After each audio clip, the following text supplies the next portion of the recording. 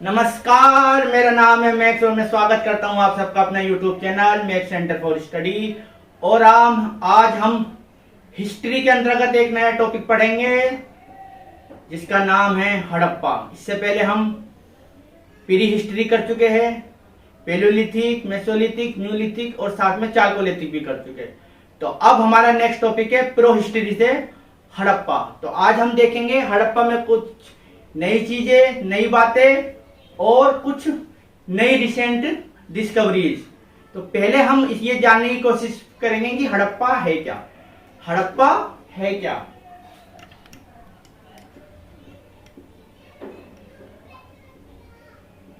हड़प्पा एक सभ्यता है। एक सभ्यता है तो ये आई कहां से, इसका उद्भव कैसे हुआ, कहां से आई? किसी सिटी के डेवलप होने के बाद उस क्षेत्र का या उस शहर, नगर या कुछ भी जब लोग रह रहे हैं, वो उस क्षेत्र का विकास कैसे हुआ, वो इवोल्व कैसे हुई, उसका ओरिजिन कैसे हुआ। तो दो रीजन हो सकते हैं, या तो वहां के आसपास के लोगों ने उसे बसाया हो, वहां आए हो, उसका उनकी वजह से उसका ओरिजिन हुआ हो, उद्भव हुआ हो। तो हम इंटरनल कह सकते हैं, या तो इंटरनल रीजन होगा या एक्सटर्नल होगा कि कोई बाहर के लोग आए, एरिया को जीता होगा या एरिया में माइग्रेट किया होगा, किसी भी वजह से जो बाहर के लोग हैं वो आए होंगे और इस सभ्यता को उन्होंने बसाया होगा, यहाँ बसे होंगे और ये सभ्यता डेवलप हो गई, या यहाँ के लोगों ने डेवलप की होगी। दो ही कारण हो सकते हैं। तो हम जानने की कोशिश करेंगे कि इसमें से कौन सा सही है, क्या सही लगता है। जो हमें अवशेष मिले, जो खुदाई से हमें जो चीजें मिले, जो साक्ष्य के आधार पर हम देखने की कोशिश करेंगे कि यहां से हुआ क्या है। तो पहले हम देखते हैं एक्सटर्नल को।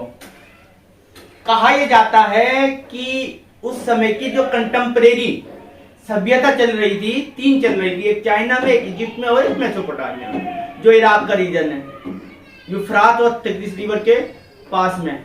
मेसोपोटामिया की एक शाखा है, यानी कि मेसोपोटामिया के लोगों ने इसको डेवलप किया है। लेकिन इसमें कुछ कमी है, कुछ एक्सप्लोरेशन से कुछ चीजें ऐसी मिली है जिनसे लगता है कि ऐसा नहीं है, ये उसकी ब्रांच नहीं हो सकती। जैसे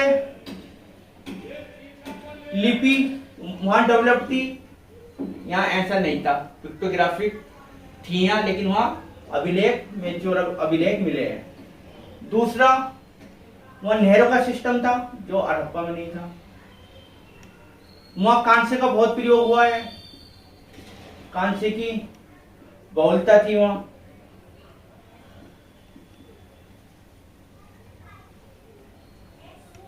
ये फर्क देखते हैं। फिर हम देखते हैं आवासीय योजना का फर्क है।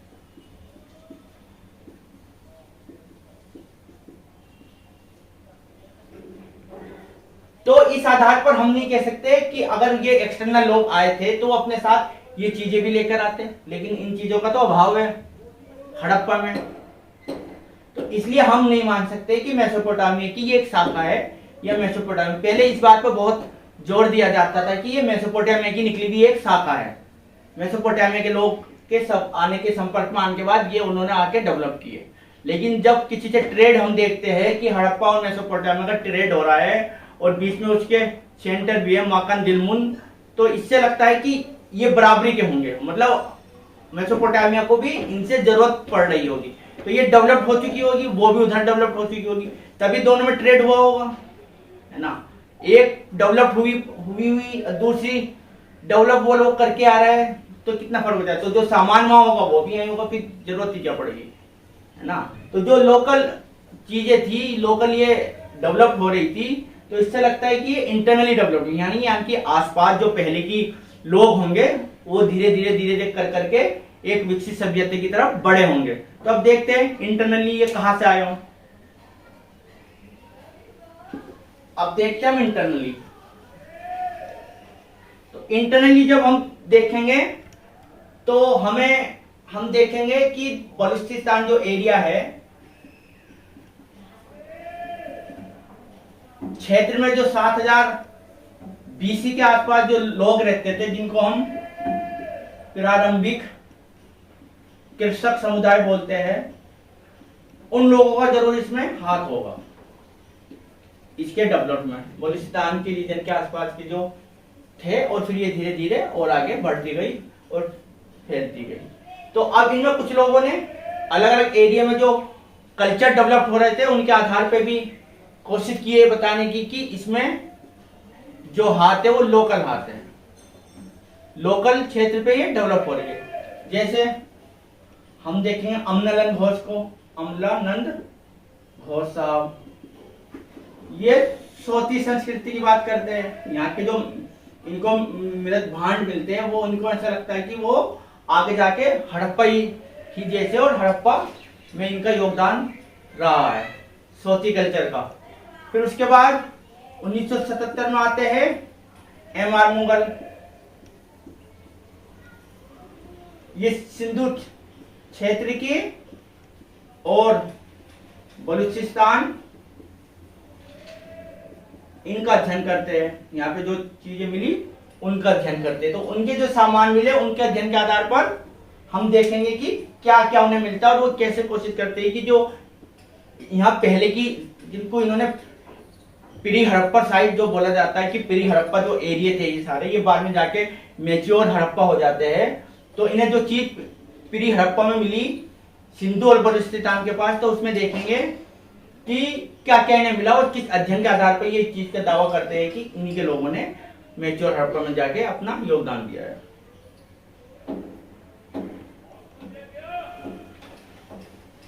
पहला ये कहते हैं कि जो आवासीय योजना थी पूर्व हड़प्पा वालों की,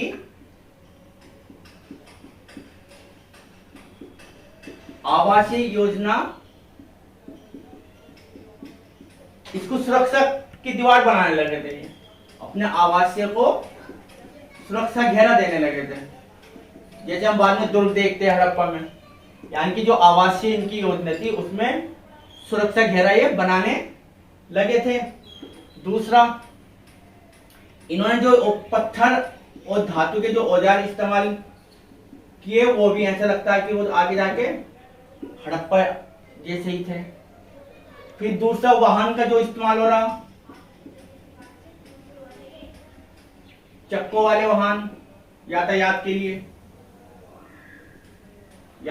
लिए उन्हें भी देख के इन्हें ऐसा लगता है कि शायद ये ही सारी विशेषताएं फिर बाद में हड़प्पा में भी मिलती है। फिर व्यापारिक तंत्र कहते हैं ये डेवलप था पीरी हड़प्पा में भी, उसको भी ये बोलते हैं। उसके बाद ये कहते हैं कि हमें सारा कच्चा माल मिल रहा है जो हमें हड़प्पा में मिलता है, सिर्फ अपवाद है जेड को छोड़ के। तो सब कुछ इनको यहां से मिल रहा है, जिससे ये दावा कर रहा है कि पूर्ण हड़प्पा ही आगे जाके हड़प्पा बनती है। इसमें भी वो देखते हैं कि सब कुछ मिल रहा है, लेकिन बस कहते हैं कि शहरीकरण को अगर छोड़ दिया जाए, नगरीकरण, ये क्योंकि नगरीकरण तो हमेशा बाद में जाकर होता है, तो हमें सब कुछ वो वाली चीजें दिखाई देने लगती है पूर्ण हड़प्पा में, जो बाद में हड़प्पा जाके बनेगी सभ्यता। तो इसलिए हम इसको शहरीकरण का भाव है, लेकिन हम कह सकते हैं कि ये फाउंडेशन हो सकती है। यानी कि जब जैसे मेसोलिथिक के लास्ट में प्लांट और उसकी शुरुआत हो गई थी डोमेस्टिकेशन की, और उन्होंने एक नींव तैयार की थी जो बाद में जाके एग्रीकल्चर का रूप लेती है न्यूलिथिक में।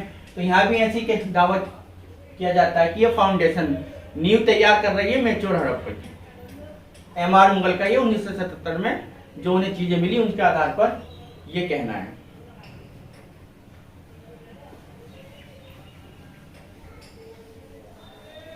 और जो पीढ़ी हड़प्पा साइट है वो कुछ साइट देख लीजिए, जैसे कोरडीजी है, आमरी है, नाल है ना, मेहरगढ़ है, नौसारो है, कुणाल है हरियाणा में, धोलावीरा है,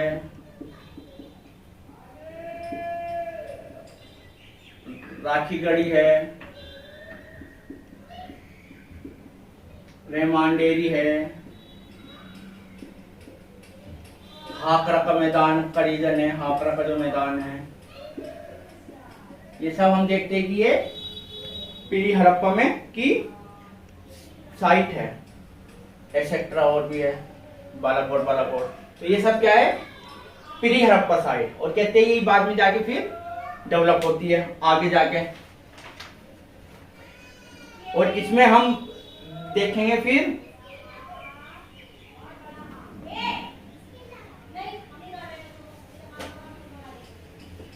अब कुछ और ये देखते हैं कि कौन कौन सी इन साइटों में ये सामान है कि जो बाद में हड़प्पा में हम जाके देखेंगे।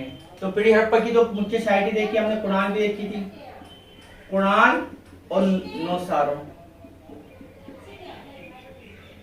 नौसारो में जो मोहरे मिली हमें, स्टैम्प, उनसे ऐसे देख के लगता है कि ये व्यापारी वर्ग की होगी या कुलीन वर्ग की। और हम हड़प्पा में भी देखते हैं कि ये डोमिनेंट है, व्यापारी वर्ग या कुलीन वर्ग। मोहरे जो हमें कुणाल नौसारो से मिली है, व्यापारी वर्ग का या कुलीन वर्ग से संबंधित लगती है, जो बाद में हमें हड़प्पा में भी दिखाई देती है। फिर जगह पादरी हरियाणा में है, कालीबंगा, धोलावीरा, ये पीली हड़प्पा साइट में हमें यहाँ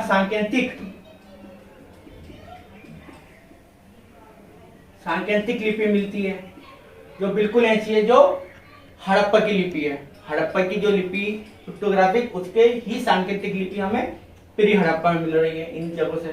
तो उसे भी देख के लगता है कि लोकल जो तत्व एलिमेंट है वो ही प्लेटफॉर्म तैयार कर रहा है, बाद में आगे जाकर वो चीजें हमें दिखाई भी दे रही है कि हाँ ये डेवलप्ड हड़प्पा में ऐसा था।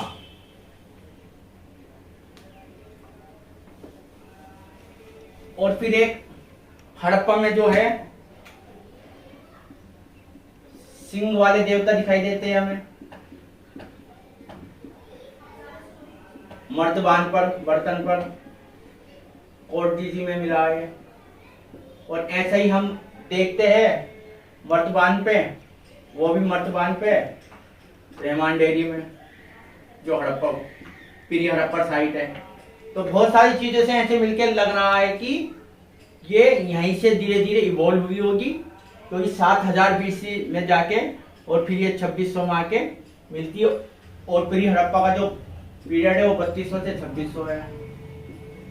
तो यही धीरे धीरे जो 7000 से स्टार्ट हुई है ना, बलूचिस्तान में मेहरगढ़ से, तो आते आते आते आते 2600 में हड़प्पा का रूप ले लेती है, यानी कि मैच्योर हड़प्पा शुरू हो जाता है। और फिर हड़प्पा की जो विशेषताएं होगी कि ये टाउन प्लानिंग होगी इनकी, इनके हाउसेस कैसे होंगे, है ना, इनका ग्रेनरी कैसी है, इनका बाथ कैसे है, वो सब बाद में देखेंगे। अभी तो हम ये कोशिश कर रहे हैं कि उद्भव की जानने की, कि उद्भव एक्सटर्नल था या इंटरनल था। तो एक्सटर्नल में जो चीजें बताई मेसोपोटामिया से, उनमें तो विभिन्नताएं आ रही है, इसमें कुछ समानताएं आ रही है, लेकिन कुछ नहीं भी आएगी। जैसे हम देखेंगे इसमें जो साइटें हैं, जैसे लोथल है,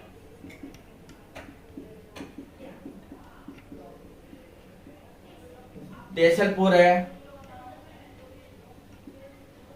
चन्होदड़ो है, चन्होदड़ो, ठीक है, मीठातल है, आलमगीरपुर है, आलमगीरपुर, रोपर है। यहाँ पीली हड़प्पा नहीं है, पीली हड़प्पा नहीं है, यहाँ डायरेक्ट अर्बनाइजेशन आ जाता है, मैच्योर हड़प्पा आ जाती है। इन जगहों पर हमें नहीं दिखाई देता है क्या, पीली हड़प्पा, ठीक है। और इसके बाद जो पाकिस्तान में, यहाँ तो हमें नहीं दिखाई देते, लेकिन पाकिस्तान में जो पोटवार पठार का, पोटवार पठार का जो रीजन है वहां हम देखते हैं क्या प्री हड़प्पा है मैच्योर नहीं है ना। फिर देखेंगे हम चोलिस्थान वाला जो क्षेत्र है उसमें दोनों हैं, दोनों। तो अब इससे क्या तात्पर्य निकलता इससे तात्पर्य निकलता या तो हमें और डिस्कवरीज की जरूरत है और एक्सकवेशन की जरूरत है, और क्षेत्रों में जब एक्सकवेशन होंगे और लेयर दर लेयर खुलेगी तो शायद कोई नई चीजें भी उभर कर आए। बहरहाल जो नई नई चीजें नई वो मिल रही है वो सब हम इसमें देख रहे हैं, है ना।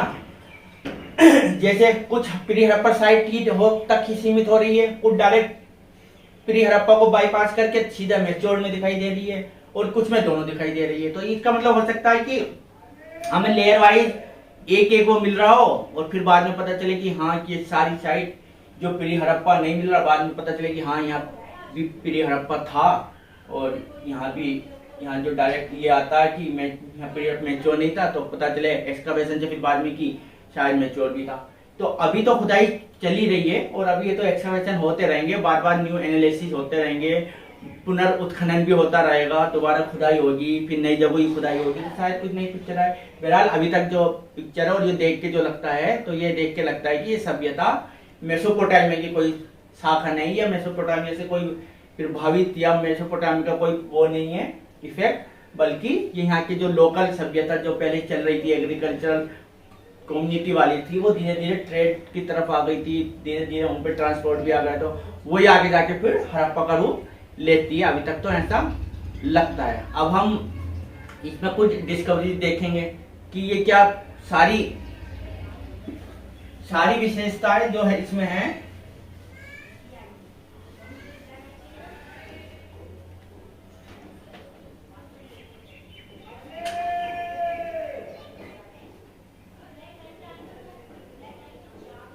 इसमें जो हम देखेंगे कि न्यू डिस्कवरी में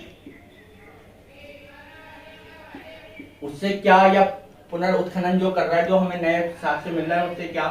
अभी तक तो ये मान्यता है कि ये शहरी सभ्यता थी, शहरी, लेकिन यह शहर के साथ अब पता चलता है कि गांव भी थे छोटे छोटे, जैसे अल्लाहदीनो, ये कराची उनके पास है, बालू ये हरियाणा में है,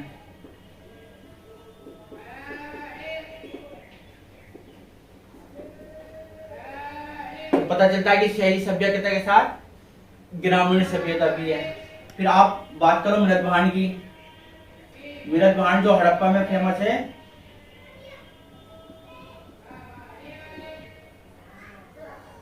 लाल पर काला मृदभांड है,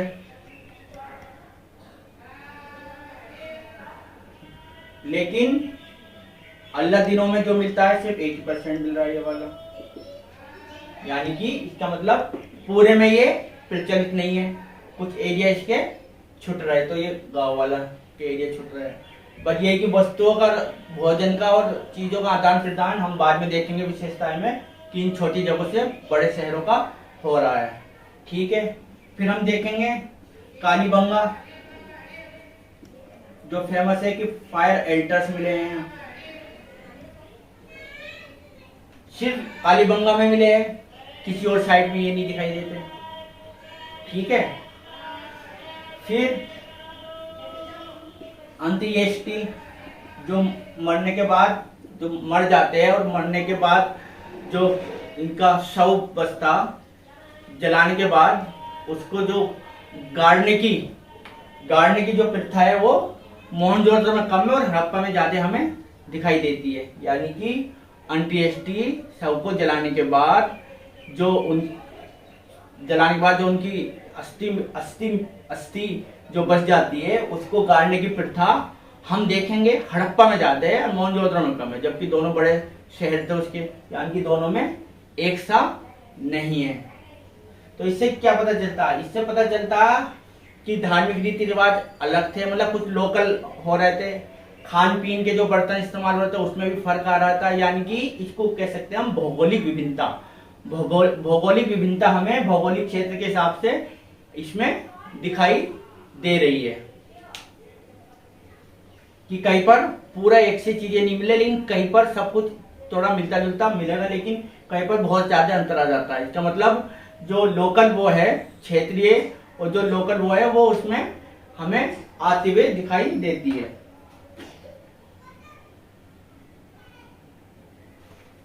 स्थानीय विशेषता आ जाती है इसमें, लोकल जो होती है, और क्षेत्रीय आ जाती है भौगोलिकता के हिसाब से।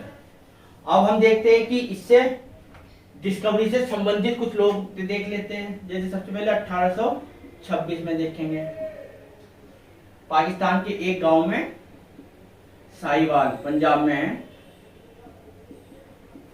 पंजाब प्रांत में साहिवाल जिला, वहां के एक गांव में जाते हैं चार्ल्स मैसन, बस जाते हैं, इसके आगे कुछ नहीं करते है ना। कुछ साल बाद फिर दूसरे आदमी जाते हैं अलेक्जेंडर पर,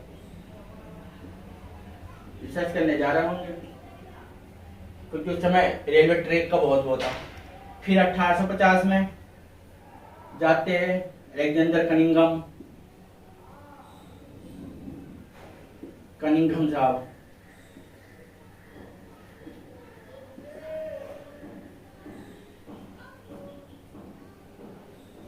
ये भी कुछ नहीं करते, बट हड़प्पा घूम घाम के आ जाते हैं। फिर दोबारा जाते हैं ये, जब रेलवे ट्रैक पर रहते हो, टीले वीले जो बहुत खराब होते, इन्हें कुछ सामान मिल जाता, पाषाण औजार मिल गए, मोहरे मिल गई।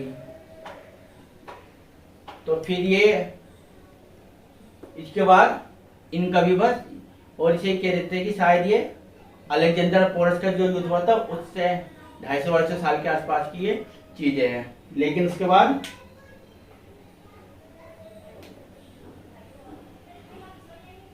उसके बाद 1920 में होता है मेन शुरुआत, जब दयाराम साहनी साहब इंडियन हड़प्पा जाते हैं और उसकी उत्खनन करवाते हैं। 1921 में राखलदास बनर्जी जाते हैं, और फिर ये मोहनजोदड़ो की